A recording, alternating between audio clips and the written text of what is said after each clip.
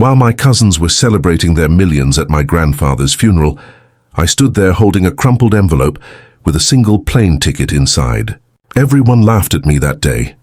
6 months later, they were begging for my forgiveness. My name is Ethan Caldwell, and I'm about to tell you how the worst day of my life became the beginning of everything I never knew I needed. But first, let me introduce you to the players in this game my grandfather orchestrated from beyond the grave.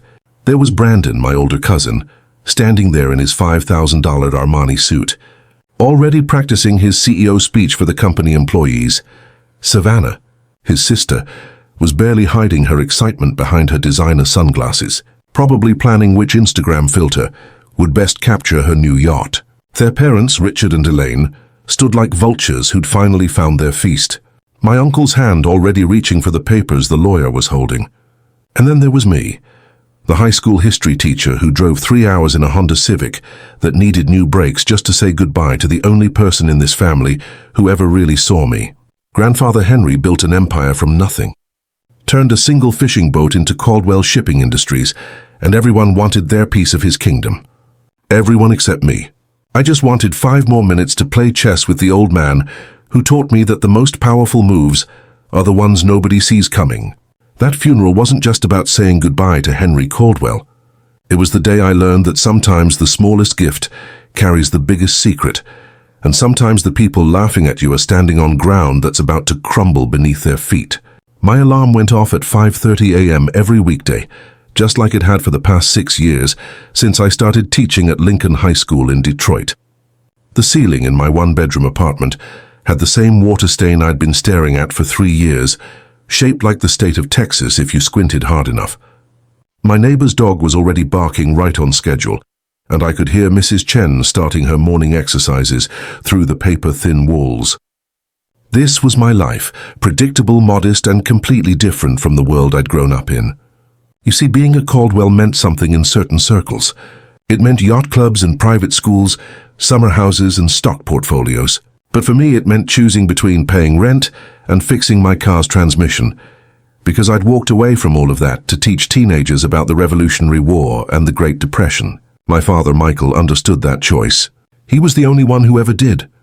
Dad died when I was 15, a heart attack at his desk while reviewing contracts for his brother Richard's division of grandfather's company. He'd spent his whole life being the responsible one, the reliable one, the one who never complained when Richard took credit for his ideas. The last thing he ever said to me was, "Ethan, don't let them turn you into something you're not. Your grandfather did that to me, and look where I am." 3 hours later, he was gone. My mother, Linda, picked up the pieces after that. She was a nurse at Detroit General, working 12-hour shifts to keep us afloat after we learned Dad had signed away most of his company shares to help Richard cover some bad investments. That was Dad, always cleaning up other people's messes, always believing family meant sacrifice. Mom never said a bitter word about it, but I saw how she looked at Richard at Dad's funeral, and I understood that sometimes the deepest anger doesn't need words. Grandfather Henry was a mystery wrapped in a 3-piece suit. He built Caldwell Shipping from a single boat he bought with his Navy discharge pay after World War II. By the time I was born, he owned a fleet of cargo ships, warehouses in 12 cities, and enough money to buy whatever he wanted. But here's the thing about my grandfather. He didn't believe in giving. He believed in earning. Every birthday card came with a $20 bill and a note that said, "Make it worth more." Every Christmas gift was something practical, like books about business or certificates for online courses in accounting. The only time Grandfather Henry seemed genuinely interested in me was during our Sunday chess games. It started when I was 10, right after I'd won my school's chess tournament. He showed up at our apartment one Sunday morning, set up a board and said, "Show me what you've got." I lost in 12 moves, but he came back the next Sunday and the next, and eventually those games became the one constant between us. "You play like your father," he told me once, too worried about protecting your pieces, not focused enough on winning the game. "Maybe I don't want to sacrifice everything just to win," I replied. He actually smiled at that, the first real smile I'd ever seen from him. "Maybe that's why you're the only one who still interests me, Ethan." Brandon and Savannah never understood those chess games. Brandon was too busy shadowing grandfather at the office, learning about profit margins and tax shelters. He'd gotten his MBA from Wharton, grandfather's alma mater, and never let anyone forget it. Every family dinner turned into Brandon's personal TED Talk about market optimization and strategic acquisitions. He spoke in buzzwords and PowerPoint slides, turning every conversation into a business pitch. Savannah took a different approach. She turned herself into a brand, chronicling her life as the shipping heir on social media.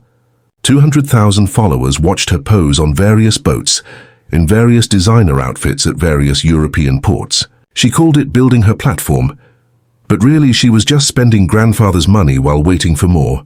Her biggest achievement was getting a blue check mark on Instagram and dating a Swiss banker who owned a vineyard. Richard and Elaine, Brandon and Savannah's parents, were the ultimate power couple in the most hollow way possible. Richard had worked his way up to CFO of Caldwell Shipping, though most of the real work was done by his assistant. Elaine spent her time at charity galas, not because she cared about the causes, but because she liked seeing her picture in the society pages. They lived in a house so big, they needed an intercom system to talk to each other. And then there was me teaching 43 teenagers about the Constitution, grading papers at a kitchen table I bought at a garage sale, and feeling more fulfilled than any of them could imagine. That was my life before the funeral, before the envelope, before everything changed. I thought I knew who I was and where I came from. Turns out I was watching the wrong pieces on the board all along. The Rochester Country Club had never felt more suffocating than it did that October afternoon. Grandfather Henry had specifically requested his will be read here, in the same oak-paneled room where he'd negotiated his biggest deals over brandy and cigars. The mahogany table reflected our faces like a dark mirror, and I could see Brandon adjusting his Rolex for the third time in 5 minutes. We'd just come from the cemetery, where the autumn rain had turned the burial into a muddy mess that Elaine complained about the entire ride over.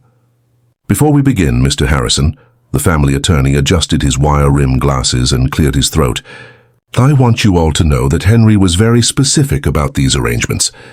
He reviewed this will 1 week before his passing." Richard leaned forward, his hands already forming fists of anticipation. "We understand, Harrison. Henry discussed the succession plan with me extensively."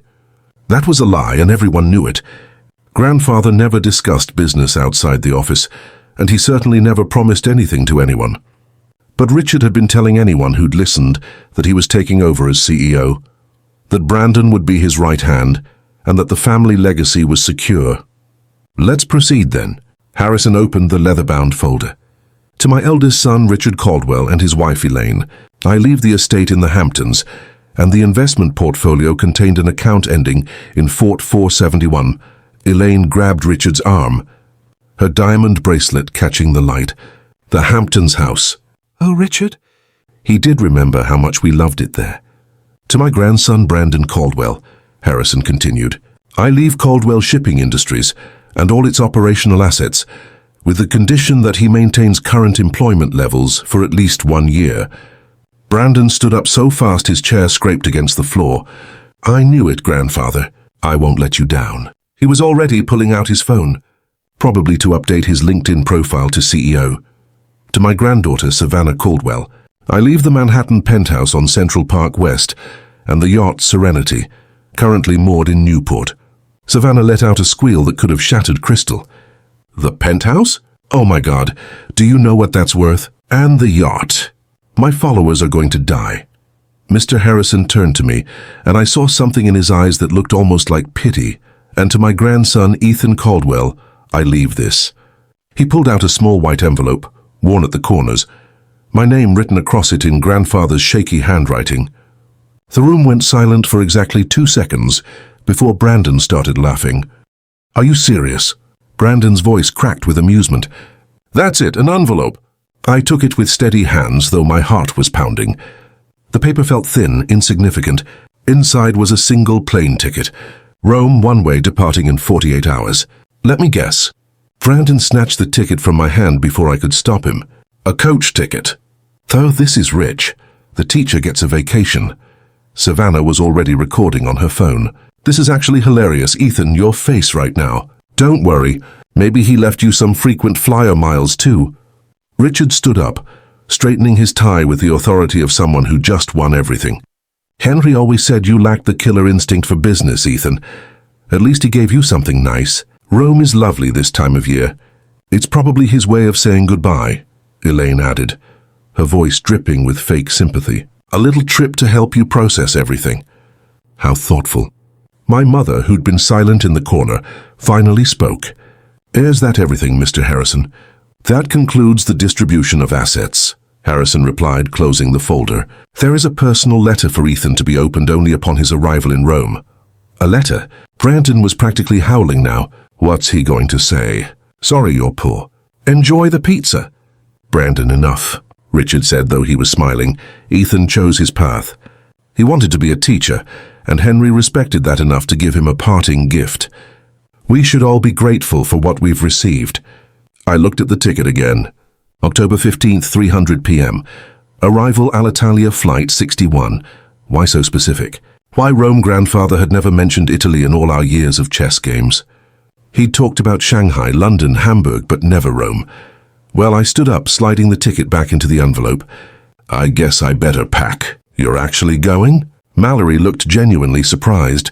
You're going to use your sick days to take a random trip to Rome. Your grandfather gave me a ticket, I said, meeting each of their eyes in turn. The least I can do is use it. Victor shook his head. Sentimental fool, just like your father. Daniel never understood that emotion has no place in business either. That's when I knew I was definitely getting on that plane, because Victor was wrong about my father. Wrong about me, and maybe, just maybe, wrong about what grandfather had really left me. The ticket weighed nothing in my pocket, but somehow it felt heavier than all the millions they'd just inherited. As I walked out of that country club, their laughter following me to the parking lot, I remembered grandfather's last words to me during our final chess game. The best moves, Nathan, are the ones your opponent never sees coming. The rain had stopped, and for the first time that day the sun broke through the clouds. That night, I sat at my kitchen table staring at the plane ticket, while my laptop displayed my bank account balance $1,847.23. My rent was due in 5 days. My car needed new brake pads. I had 43 essays on the Civil War to grade. Every logical part of my brain screamed that flying to Rome was insane, but I couldn't stop thinking about grandfather's face during our last chess game, just 2 weeks before he died. He'd been different that day, softer somehow, like he'd finally stopped playing a role he'd been performing for decades. Nathan, he'd said, moving his knight in a pattern I didn't recognize. What do you know about trust? It's earned, not given, I'd responded. The same answer he'd drilled into all of us since childhood. No, boy. Real trust is knowing when to follow without understanding why. Your father knew that. He trusted me with something once, something precious, and I failed him. But you, Nathan, you're different. You don't want anything from me. I never have, grandfather, I know. That's why when the time comes, you'll trust me, even when everyone else thinks you're a fool. Now holding that ticket, his words felt less like a memory and more like a message. I picked up my phone and called my mother. I'm going, I said as soon as she answered. I knew you would, Grace replied without hesitation. Your grandfather called me last month. He didn't say much, just that I should support whatever decision you made after the funeral. Mom, this is crazy. I can't afford to miss work. I have responsibilities. Nathan, your father once told me that Richard wasn't always the man we knew. He said there was a before and after in his father's life, and we only knew the after. Maybe this is about the before. I spent the next morning at Lincoln High arranging for a substitute teacher. My principal, Dr. Wilson, wasn't happy about the sudden request, but I'd never taken a sick day in 6 years, so she grudgingly approved 3 days off. 3 days to fly to Rome and figure out what game my grandfather was playing. Mr. Whitmore, you okay? Asked Jasmine, one of my brightest students after my last class. You seem different today. Just thinking about history, Jasmine. How sometimes the most important moments look like nothing when they're happening. I packed light, 1 carry-on bag with 2 changes of clothes, and my father's old leather journal that I'd carried since his funeral. The Uber to Detroit Metropolitan Airport cost me $32 I couldn't spare, but I was already committed to this insanity. At the gate, waiting to board, I pulled out the envelope again. That's when I noticed something I'd missed before. In the corner, barely visible, was a tiny number written in pencil. 1947, the year grandfather would have been 22. The year after he'd left the Navy. The flight attendant called my boarding group, and I got in line behind a family arguing about seating arrangements. The mother was trying to juggle 2 kids, while the father checked his phone obsessively. Normal people with normal problems, not wondering why their dead grandfather had sent them on a mysterious journey across the Atlantic. I found my seat, 32B, middle seat in the back of the plane. Of course, Paul had been right about it being coach. The man to my left was already asleep and snoring. The woman to my right had claimed both armrests and was watching a movie on her iPad without headphones. As the plane lifted off, Detroit shrinking below us, I thought about Paul, probably already in grandfather's office, sitting in his chair, feeling like a king. Mallory was definitely posting sunset photos from the yacht by now. Victor and Beatrice were probably meeting with financial advisors about their newfound wealth. And here I was, cramped in coach, flying toward a mystery with money I didn't have to spare. But something felt right about it. For the first time since grandfather died, I felt like I was exactly where I was supposed to be. The flight attendant came by with drinks. "Sir, something to drink?" "Just water, thanks." She handed me a bottle, and as I twisted it open, I remembered another chess lesson. Grandfather had sacrificed his queen, the most powerful piece, to win a game. I'd been shocked, unable to understand why he'd give up so much. "Power isn't about what you have, Nathan," he'd explained. "It's about what you're willing to lose to gain something better. Most people can't see past the loss. That's why they never really win." The plane banked east, heading into the night toward Rome and whatever grandfather had hidden there. My cousins thought they'd won everything that mattered. But as I settled in for the 8-hour flight, I had a feeling that grandfather's real game was just beginning, and I was the only piece he'd positioned to play it. The captain announced our cruising altitude, and I closed my eyes, my father's journal pressed against my chest, trusting a dead man's plan, even though I couldn't see the board.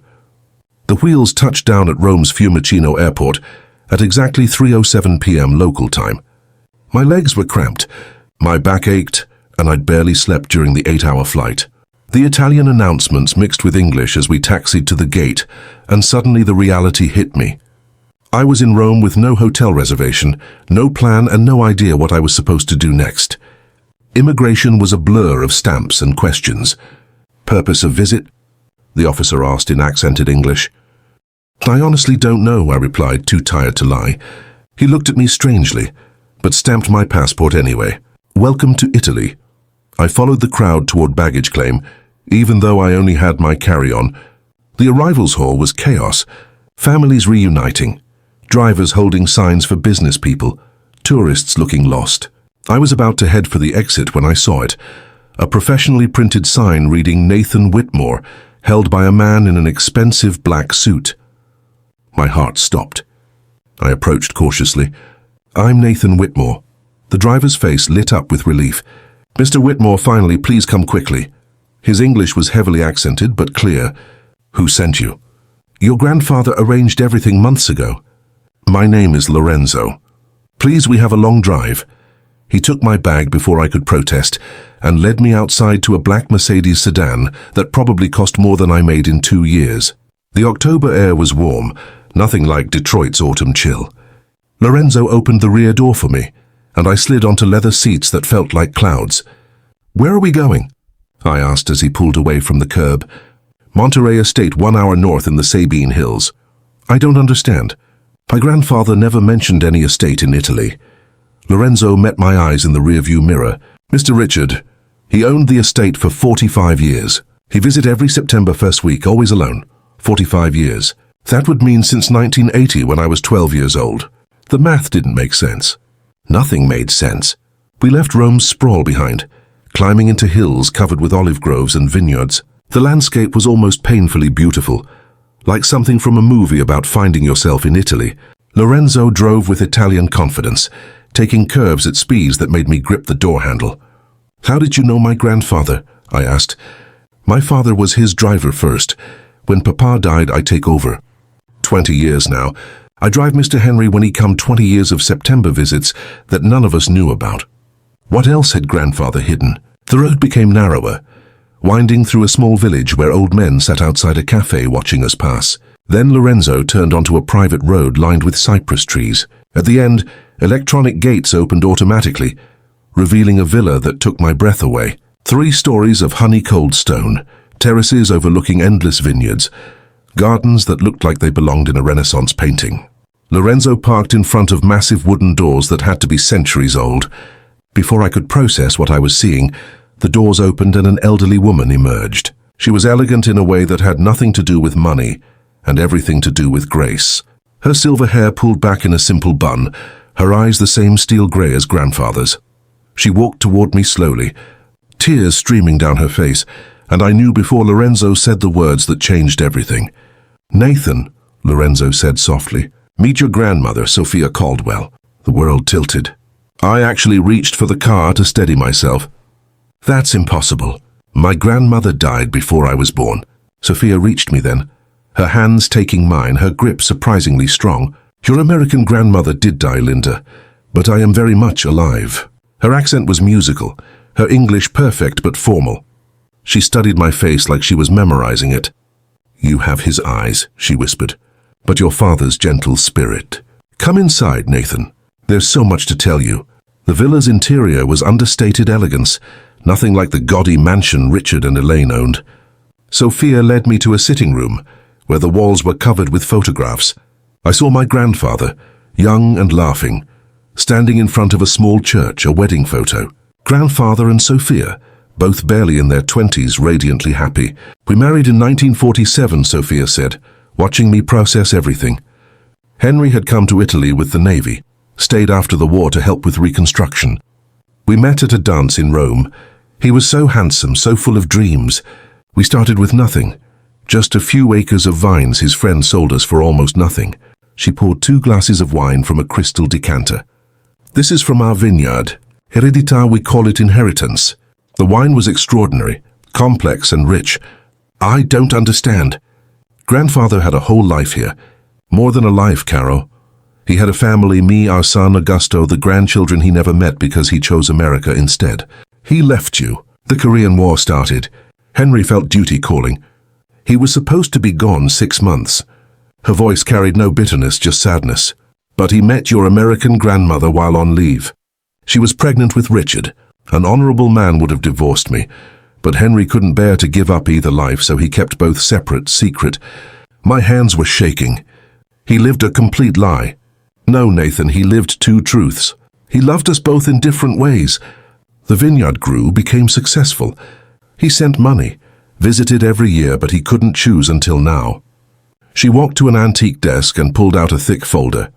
Caldwell Vineyards International, $47 million in assets. "It's all yours, Nathan." He was very specific. "Not Richard, not Brandon, you." The documents Sophia handed me were overwhelming. Deeds, contracts, bank statements, all proving that my grandfather had built an entirely separate empire on this side of the Atlantic.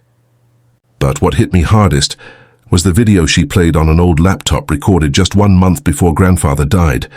His face filled the screen, and for the first time ever, he looked peaceful. "Nathan, if you're watching this, then you trusted me enough to take the flight. Good.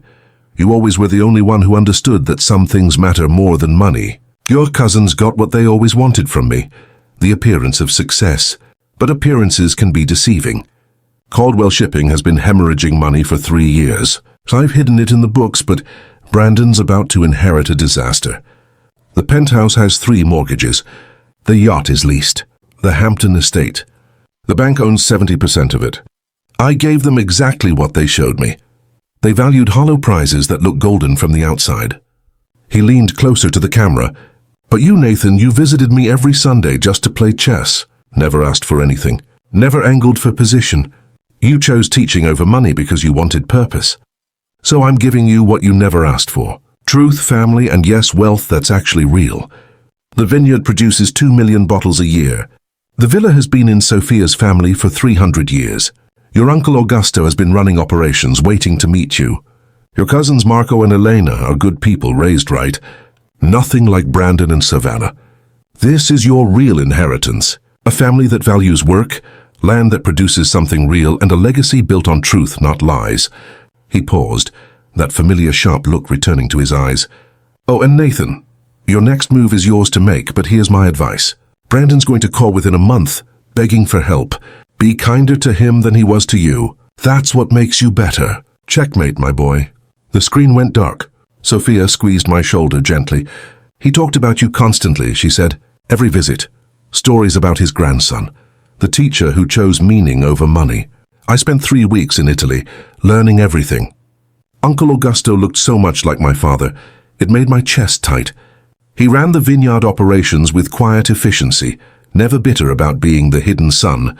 Marco and Elena, my Italian cousins, welcomed me like a brother returning from war. They taught me about wine, about the land, about the grandfather they knew versus the one I knew. He was different here, Elena told me one evening as we walked through the vines. Lighter. He'd work in the fields, hands in the dirt, laughing. Not the businessman you knew. The call from Brandon came exactly 23 days later. I was back in Detroit, teaching my classes when my phone rang at midnight. Nathan, it's Brandon. We need to talk. His voice had lost all its arrogance. The company's bankrupt. The accountants found everything. Dad's lost the house. Savannah's penthouse got foreclosed yesterday. It's all gone. I'm sorry, Brandon. No, you're not, and you shouldn't be. We were horrible to you. He paused, and I heard him struggling. Grandfather left you something real, didn't he? Yes, good, you deserve it. You were the only one who actually loved him, instead of his money. I made Brandon an offer the next day. Manage the U.S. distribution for Heredità wines. Salary, not ownership. He accepted immediately. Savannah took longer to swallow her pride, but eventually she came around too. She's actually good at marketing when she's selling something real instead of just herself. She's engaged to Lorenzo's son now, living in Rome, learning the business from the ground up. Richard and Elaine moved to a small apartment in New Jersey. Richard found work as a bookkeeper. Elaine got a job at Nordstrom. They don't speak to me, but Brandon says they're actually happier, forced to rely on each other instead of money. My mother moved into the guest house on the California property I bought with my first distribution payment. She retired from nursing and spends her days painting, something she'd always wanted to do but never had time for. And me, I still teach, but only part-time now. Summers I spend in Italy learning the wine business, getting to know the family I never knew existed. My students think it's hilarious that their history teacher owns a vineyard. I use it to teach them about international trade, agriculture, and family businesses. Last week I was in the villa playing chess with Uncle Augusto when he said something that stopped me cold. You know, your grandfather always said the winner isn't who takes the most pieces, but who knows which pieces really matter. I looked at the board, then at the vineyards through the window, then at the photo of grandfather on the wall, young and hopeful in 1947. He won, I said. It just took 60 years for the game to end. Augusto smiled. No, Nathan, you won. You just didn't know you were playing. That crumpled envelope they all laughed at. It wasn't just a plane ticket. It was an invitation to discover who I really was, where I really came from, and what really mattered. My grandfather gave my cousins what they thought they wanted, and gave me what I didn't know I needed.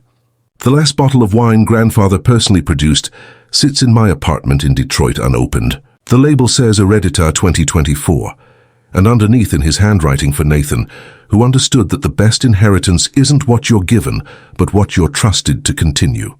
Every Sunday I still play chess, sometimes with Augusto in Italy, sometimes with my students in Detroit, sometimes alone thinking about the old man who orchestrated the longest game I've ever seen.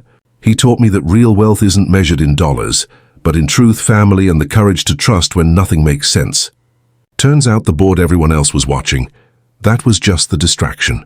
The real game was happening on a completely different board in a different country, in a different language. And grandfather made sure I was the only one who got an invitation to play.